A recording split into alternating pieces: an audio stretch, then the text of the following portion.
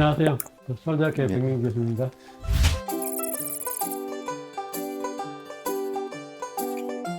안녕하십니까. 저 서울대학교 농업생명학원의 김현진 박사입니다.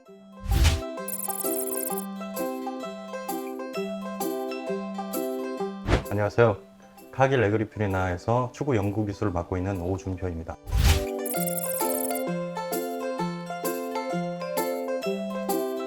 이렇게 한우농가 한 바퀴로 만나 뵙게 되어 정말 반갑습니다. 요즘 곡물가 상승으로 인한 높은 사료 가격, 탄소 중립 실현 등 환경 개선에 대한 국민적 요구, 한우농가의 고령화로 인한 노동력 문제 등 한우 산업이 어려운 상황입니다. 그럼에도 불구하고 한우농가들이 정말 열심히 고급육 생산을 위해서 땀을 흘리고 있습니다. 오늘은 이렇게 세 곳 한우 농장을 소개하면서 한우 산업의 발전을 모색하기 위한 이야기를 나누어 보고자 합니다.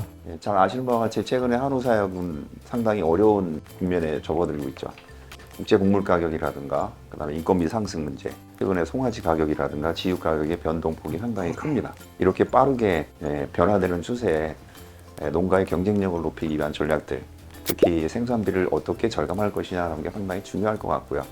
그런 측면에서 본다면 한우 사육하는 데 있어서 여러 가지 요소들이 있을 것 같고요. 뭐 개량이라든가 번식, 질병 문제, 그다음에 이제 경영, 사료 생산 또는 제조, 그다음에 급여 방법, 여러 가지 다양한 여러 가지 요소들에 대한 그 관리하고 그다음에 체계적인 분석도 필요할 거라고 보고 있습니다.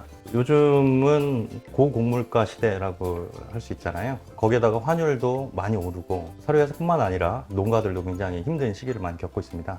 젖소뿐만 아니라 한우에서도 생산비가 굉장히 높고 그래서 수익을 내기가 참 어려운데, 앞서 박사님과 교수님께서 말씀하셨듯이 이런 위기를 또 기회로 극복하려면 생산비 절감뿐만 아니라 생산성을 또 향상을 시켜야 되는데, 이런 프로그램을 통해 가지고 우수한 한우 농가의 그 사례들을 공유함으로써 이런 위기를 극복할 수 있는 기회가 되는 것 같습니다.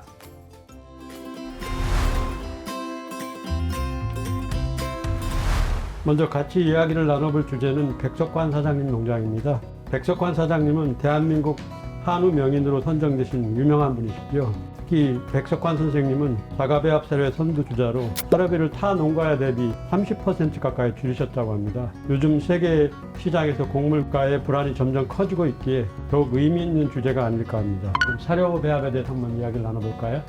소는 반추동물이잖아요. 그래서 반추동물이 급여하는 사료는 단순 농사료만이 아니라 조사료까지 포함이 되고요. 지금 현재 한우 고기 생산하는데 가장 비용은 송아지 생산비보다 최근 사료비가 많이 차지하고 있습니다.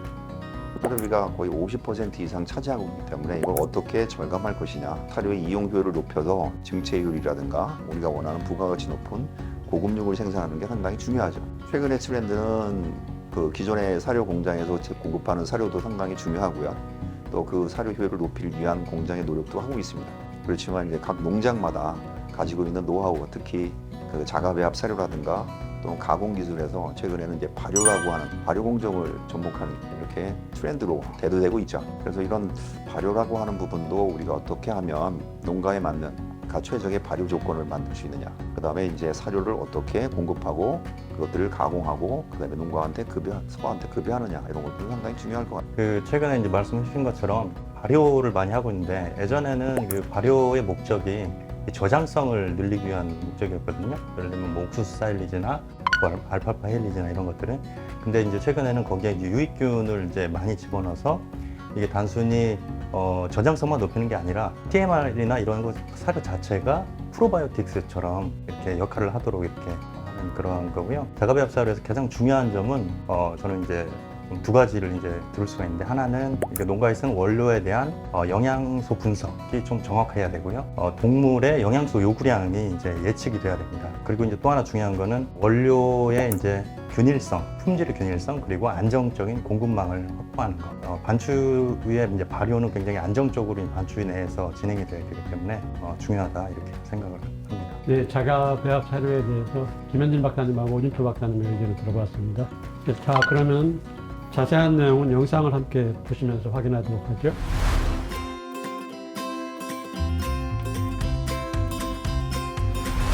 백석환 선생님은 신혼여행으로 한우를 배우러 가실 만큼 엄청 열정적이시네요. 제가 이 소감을 잠깐 말씀드리면, 이 농가에서는 여러 가지 유전 능력이나 번식, 개체 관리, 사료 배합, 경영에 대해서 데이터를 잘 활용하고 있는 그런 과학적인 한우 사용을 하고 있는 것 같습니다.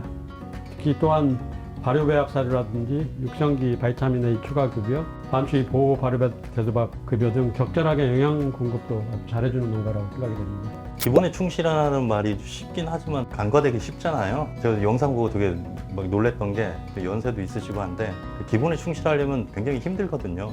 바닥 관리 매일 청소하고 사료 제때 주고 관리하고 하는 게, 근데 그거를 다 하시는 거 보니 굉장한 열정의 소유자이신 게 아닌가 그런 생각이 좀 들었습니다. 프로그램에서 엑셀 프로그램을 활용하시더라고요. 그 연세가 있으신데 엑셀 프로그램 쓰시기가 쉽지는 않은데 또 기록 관리라든가 송아지가 태어나서 출하할 때까지 이런 것들이 철저하시기 때문에 아마도 우리나라 한우 사양 표준을 그냥 이 농장에다 맞춰도 되지 않을까 하는 그런 생각도 있습니다. 저는 이 영상을 보고 이제 이 백 대표님이 하신 말씀 중에 송아지에 관련돼 가지고 한 말씀 드리고 싶은데, 송아지는 태어났을 때 면역력이 없잖아요. 이게 태반으로 IgG가 전달되지 않기 때문에 폐사율 제로를 목표로 한다. 근데 이제 송아지는 제 생각에는 초유를 얼마만큼 잘 먹이느냐, 소가 송아지를 분만할 때 주변 환경이 어떻느냐, 이거에 그 폐사율 0%가 달렸다고 생각을 하거든요. 송아지가 태어났을 때 잘 기릅을 해가지고 어미로부터 초유를 적절히 충분히 잘 먹는지 확인하고 무사 주변이 깨끗한지 항상 정돈을 하고, 초유가 혹시 부족하거나 초유를 잘 먹지 못하면 초유 대용류 이런 거 시중에 있거든요. 그런 걸 구매를 해가지고 적절히 초유를 먹이는 것이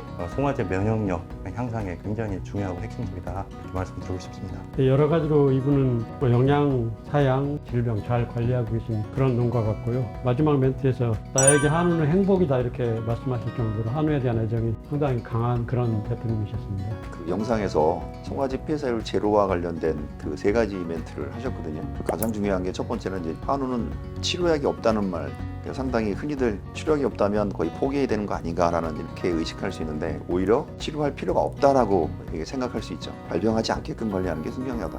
거기에 이제 기본이 있는 거고요.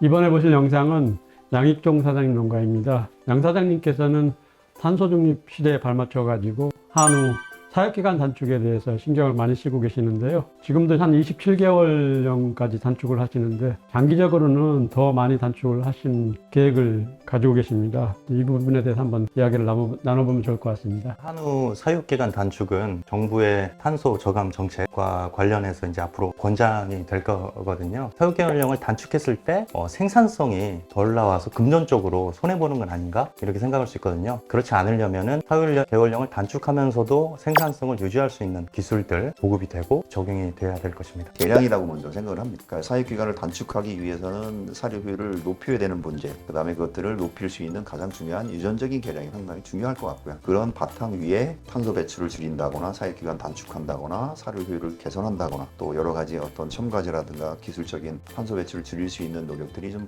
가미가 됐으면 좋겠다. 자, 그러면 다 함께 영상을 시청하실까요?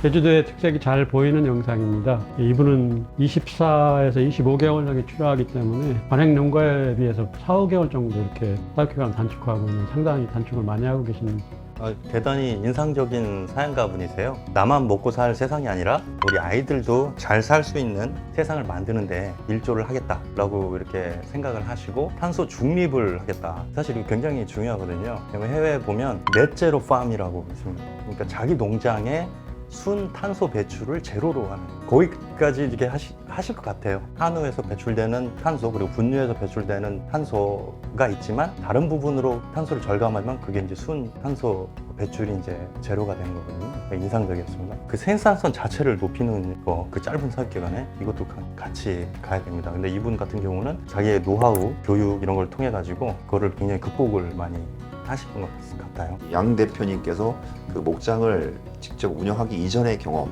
본인이 축산 전공하셨고요. 취업에서 사양 관리와 관련된 컨설팅도 직접 담당하시면서 아마도 다양한 그 간접적인 경험, 그 지식들을 많이 확보하신 것 같아요. 목장을 오래 하고 싶은 욕구를 어떻게 하면 실현할 수 있느냐, 그 다음에 생산성을 어떻게 하면 높일 것이냐, 정부 정책의 탄소 배출을 줄일 수 있느냐, 이런 것들을 여러 가지 요구들을 수용할 수 있는 방법을 택하신 게 전 개인적으로 사육 기간을 단축하되 생산비를 줄이는 쪽, 여기에 이제 자가 발효 자료를 를 또 강조를 하셨거든요. 에너지가 TDN이 85에 CP가 25%인 고에너지 고단백 사료를 지금 현재 사용하시거든요. 본인이 설계를 하고 제조한 사료를 또 발효를 통해서 또 지역 특산물인 특산물 구산물인 맥주박을 활용해서 생산비를 줄일 수 있다. 이런 것들도 상당히 중요한 그 의미를 가진 것 같고요. 또 하나 중요한 거는 사육을 좀 복잡하지 않게 단순화시키면서 본인의 어떤 노동력이라든가 이런 것들을 절감하고 또 여가 생활을 또 가족과 같이 보낼 수 있는 이런 목적하에 사육 기간을 복잡하지 않게 2단계로 육성하고 비육만 이렇게 하기 때문에 오히려 이 목장이 사육 기간을 24개월, 25개월로 단축할 수 있는 그 원동력이 여기 있지 않나 하는 생각이 들거든요. 뭐 그 부분에 대해서는 상당히 그 앞으로 우리 한우 사육하는 젊은 2세분들, 후계자분들이 아마 따라가야 될 뭐 방향이라든가 이런 것들이 아닌가 생각하고요.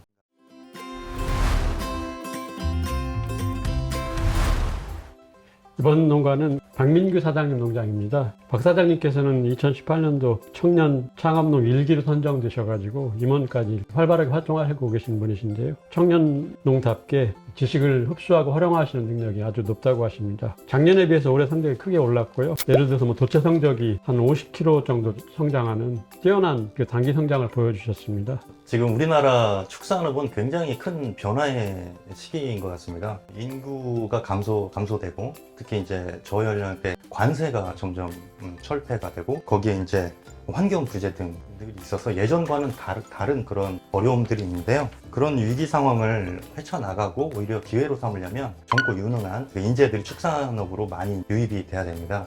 그와 관련하여서 이제 정부에서 2018년부터 청년 창업농 사업을 시작을 하였고 1기에 1,200여 명을 뽑아가지고 3년 동안 지원을 해서 영농 정착자금을 지원을 하였습니다. 제도들, 이런 지원들이 지속적이면서도 또 발전적으로 계속 있어서 이런 우리 위기 상황을 타개할 수 있는 그런 원동력이 되어야 된다고 생각이 듭니다. 한우 산업이 단순화되어 있는 산업이 상당히 복잡합니다. 그 개인이 지식들을 직접적으로 기에는 상당히 어렵습니다. 정부에서 체계적인 어떤 지원, 육성 방안 이런 것들이 같이 있는 필요한 부분에서 청년 창업농이라든가 최근에 한우 마이스터 과정이라든가 최고 경영자 과정 이런 것들이 상당히 활성화됐으면 좋겠다라고 하는 거고요. 또 그런 그 활성화가 지속적으로 이루어져야겠죠. 그런 것들이 같이 이루어진다면 한우 산업이 앞으로도 지속할 수 있는 가능성을 많이 그 청년 창업농을 통해서 또는 그 후계자를 통해서 우리가 이제 얻을 수 있지 않을까라고 하는 개인적인 생각입니다. 그러면 영상을 보시겠습니다.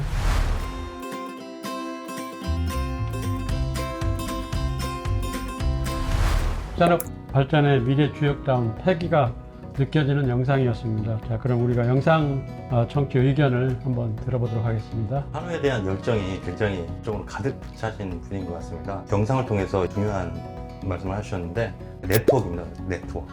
그러니까 이분은 청년 창업농 사업, 그리고 최고 경영자 과정, 그리고 SNS 활동 등을 통해 가지고 그 한우 2세 모임, 개량 동호회 등 커뮤니케이션을 굉장히 활발하게 하면서 농장 전화, 기술 공유, 노하우 전수 등 이런 농장 경영에 굉장히 도움이 되는 활동 등을 많이 해서 단순히 우물한 개구리가 아니라 그 자기의 부족한 점도 다른 분들하고 해서 발견하고 비행기 타고 가서 찾아가고 노하우들을 많이 전수받는 좋은 활동들을 하고 있는 것 같습니다. 박민규 대표님 영상을 보면서 느낀 게 자부심 있게 얘기하신 자가배합 사료, 직접 설계하고 제조한 자가배합 사료라고 하는 부분은 생산비를 30%까지 줄일 수 있다. 자신 있게 얘기할 수 있는 그런 농장은 많지 않습니다만은 그런 패기가 상당히 다른 목장들한테 따라올 수 있는, 말하자면 그 이 목장이 하고 있는 여러 가지 방법들을 같이 이용할 수 있는, 공유할 수 있는 기회가 많이 주어질 것 같다 하는 생각입니다. 특히 이분은 그 여러 가지 자료를 많이 활용하고 계신데요. 특히 이제 축산물 품질 평가원의 등급 자료라든지 도체 자료 이런 것들 많이 활용하고 있어가지고 그 마지막 멘트를 보게 되면은 한우는 내 삶이다라고 이렇게 말씀하실 정도로 한우 산업에 애정이 아주 강한 그런 농가로 이렇게 생각이 됐습니다. 젊은 사양가라고 느껴지는 게 본인이 키우는 번식우들을 공룡처럼 만들고 싶다. 근데 이제 농가를 돌아다니다 보시면 굉장히 번식우들이 작아요. 최소로 먹여가지고 새끼는 한 마리만 낳으면 되지 이렇게 하다 보니까 송아지 영양 불균형이 있습니다. 왜냐면 번식우가 새끼만 낳는 게 아니라 초유도 먹여줘야 되고 우유도 먹여줘야 되잖아요. 저희가 조사를 해보면 그런 초유나 우유 성분들이 굉장히 질이 좋지 않습니다. 번식우의 영양 상태가 별로 안 좋다는 거죠. 그래서 이분처럼 번식우를 건강하고 크게 키우는 것도 번식우 농장 경영하는 데 좀 핵심적인 것 같습니다. 오 박사님 말씀하신 것처럼 사실 번식우 상당히 중요한 강조를 해줬거든요. 저 역시도 그 농가를 가서 상담을 하거나 자문을 해줄 때 가장 느끼는 게 우리나라 한우는 또 숫소에 편중되어 있는 계량이 치우쳐 있는 문제가 있었거든요. 그런 부분에서 간과됐던 게 이제 암소, 번식우의 계량이었습니다. 번식우가 가장 취약한 게 잘 아시겠지만 포유 능력이거든요. 포유 능력을 향상할 수 있는 계량 선발 이것도 상당히 중요한데 이 민스타 목장의 박민규 대표님은 아마 그 부분을 표현을 공룡이라는 표현을 쓰신 것 같아요. 본인은 암소를 계량을 해서 암소가 갖고 있는 여러 가지 능력을 그 차별화시키겠다라고 하는 게 상당히 강점 아니겠느냐. 어떻게 보면 이런 청년 창업농이라든가 여러 가지 교육 프로그램을 통해서 얻을 수 있는 가장 첫 번째 지식 중에 암소와 관련된 부분을 자기 것으로 만들었던 다른 목장보다 좀 더 빠르게 습득했던 이 결과가 지금 현재 목장을 약 300두 일관사역으로 자신감 있게 그 목장의 미래를 설계할 수 있는 원동력 아닌가라는 생각입니다. 김현진 박사님 말씀하신 것처럼 사실 유전적인 계량은 뭐 정액뿐만 아니라 그 어미아비 그 암소도 중요하거든요. 그런 측면에서 이 농가 청년 창업농답게 잘 하고 계시다라고 이렇게 생각이 됩니다. 네, 오늘 이렇게 한우 전문가인 오준표 박사님과 김현진 박사님하고 좋은 이야기를 많이 나눴습니다. 모두들 어떠셨는지 한번 의견을 한번 마무리해 주시면 좋겠습니다. 대내외적으로 상당히 어려운 시기에 그 모범이 될 수 있는 이 세 분의 농장을 감상하면서 한우 산업의 미래가 결코 어둡진 않을 거다. 생산비 절감하기 위한 여러 가지 전략들, 특히 자가배합 사료, 발효 사료, 또 부산물을 활용한다거나 또 정부 정책에 그 부합할 수 있는 사육기간 단축, 탄소 배출 줄일 수 있는 여러 가지 사양 기술이라든가 목표를 상당히 충실하게 또 창의적으로 하신 부분에서 상당히 고무적이었고요. 또 이런 그 사례가 더 많은 농가들이 접촉할 수 있는 기회, 교육받을 수 있는 여러 가지 지원 체계라든가 이런 것들이 있었으면 하는 저는 개인적인 바람입니다.